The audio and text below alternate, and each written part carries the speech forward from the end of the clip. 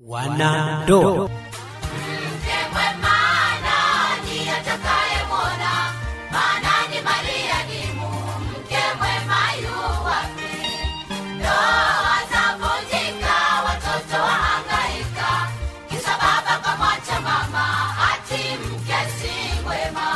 Ninakusalimu katika jina la Yesu, msikilizaji wa Radio Safina. Ninakualika katika kipindi cha Wanandoa. Kipindi hiki hukujia kile ifikapo Alhamisi muda na wakati kama huu wa leo. Na hivyo ninakualika tuwe pamoja kuanzia mwanzo mpaka mwisho wa kipindi hiki. Na niseme tu kwamba kupitia kipindi hiki cha wanandoa wengi wameelimika na kuifahamu ndoa vizuri. Lakini wanaopitia kwenye changamoto wamepata elimu ya kuwasaidia namna ya kutatua changamoto hizo. Nikualike na wewe hii leo ambaye yamkini ndio mara yako ya kwanza kusikia kipindi hiki. Amini ya kwamba Mungu atakutendea kupitia kipindi hiki. Siku hii ya leo tunaendelea na simulizi yetu ya tabia ya mwanamke mwenye maneno mengi na mpenda fedha. Leo tukiingia sehemu ya 4 na tukiongozwa na kitabu cha Timotheo wa kwanza sura ya 6 mstari wa 9 mpaka wa 11, ambapo neno la Mungu linasema, lakini hao watakao kuwa na mali huanguka katika majaribu na tanzi na tamaa nyingi zisizo na maana, zenye kudhuru ziwatosazo wanadamu katika upotovu na uharibifu. Maana shina moja la mabaya ya kila namna ni kupenda fedha, ambayo wengi hali wakitamani hiyo wamefarakana na imani na kujichoma kwa maumivu mengi. Bali wewe mtu wa Mungu uyakimbie mambo hayo, ukafuate haki, utaua, imani, upendo, saburi na upole. Hili ndilo andiko ambalo linatuongoza katika simulizi hii ya mwanamke mwenye maneno mengi na mpenda fedha. Na kwa maoni na ushauri tuandikie katika nambari ya 0744925926 0744925926. Simulizi iliyopita tulishia pale ambapo Bwana Nkinga alimwangalia sana mke wake na kucheka, kisha akaondoka kwenda kupata chakula na marafiki zake mara baada ya kuorodheshwa mahitaji mengi na mwanamke ambaye anadai kuwa hampendi, amekuja kuchuma fedha. Sasa tuendelee. Wanandoa.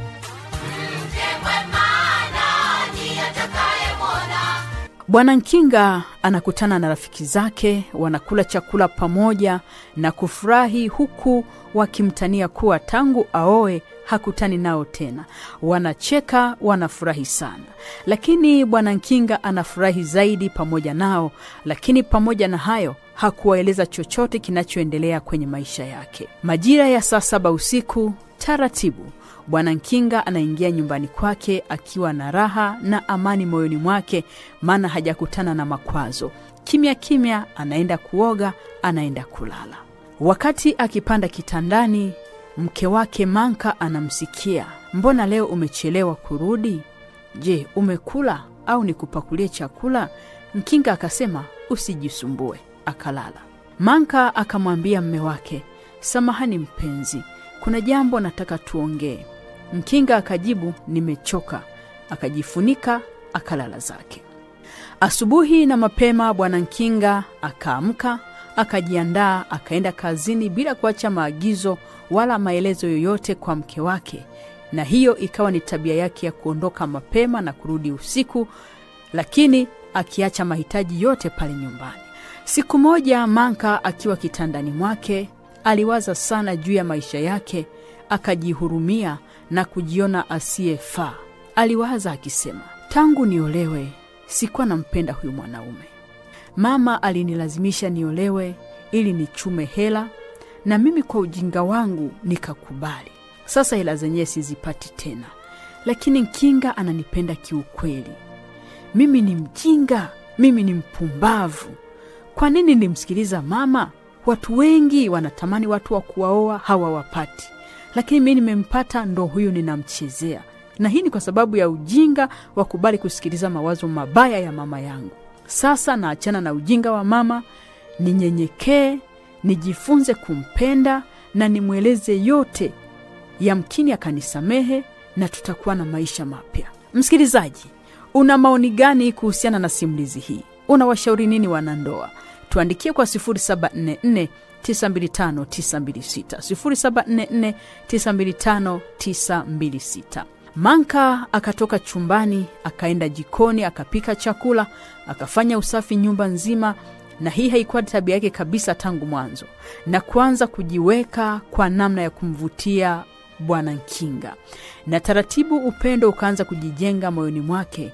Anatamani kumwandikia ujumbe Nkinga, lakini anakuwa na hofu kwamba nitaeleweka, hivyo anavunga. Bwana Nkinga akiwa kazini, anatafakari mwenendo alionao kwa sasa, akaona sio mzuri. Akamwambia Mungu, naomba unipe njia nijue jinsi ya kuishi na huyu mwanamke. Kama mwanamke ndiye huyu uliyekusudia niishi naye, nifundishe jinsi ya kuishi naye, na kama sio huyu, basi nipe ishara niweze kuachana naye.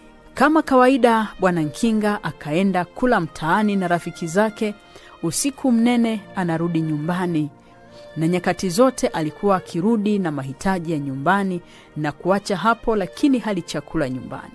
Siku hiyo alimkuta Manka akimsubiria sebleni akiwa na huzuni. Nkinga alipomuona akiwa sebleni na mwenye huzuni, alimuuliza, "We kivuruge, vipi? Unajilizaliza nini? Mbona hulali? Au ndo unanitafutia mtoto?" Manka kwa sauti ya upole akasema, "Mume wangu, ninaomba unipe nafasi tuzungumze. Maana nina mzigo mkubwa moyoni mwangu, na wewe ndio wa kunisaidia. Yaani ukinisikiliza nadhani nitapona. Naomba unipe nafasi ya mwisho, nitakueleza kila kitu." Kabla Nkinga hajamjibu, akakumbuka alichomwomba Mungu kuwa amonyeshe ishara.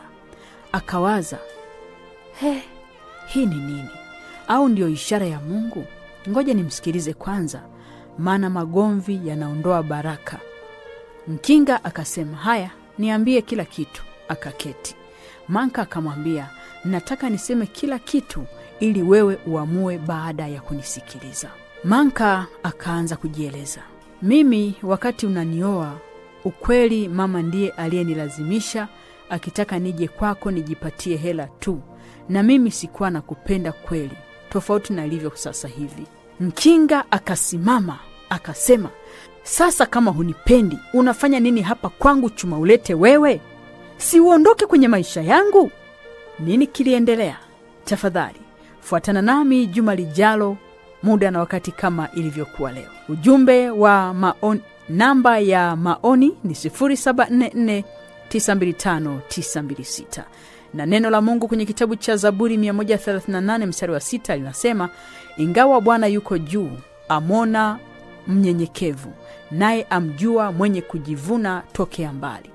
Na katika Petro wa kwanza sura 5 mstari wa 5 anasema, "Vivyo hivyo ninyi vijana watiini wazee. Naam, ninyi nyote jifungeni unyenyekevu, mpate kuhudumiana, kwa sababu Mungu huwapinga wenye kiburi, lakini huwapa wanyenyekevu neema."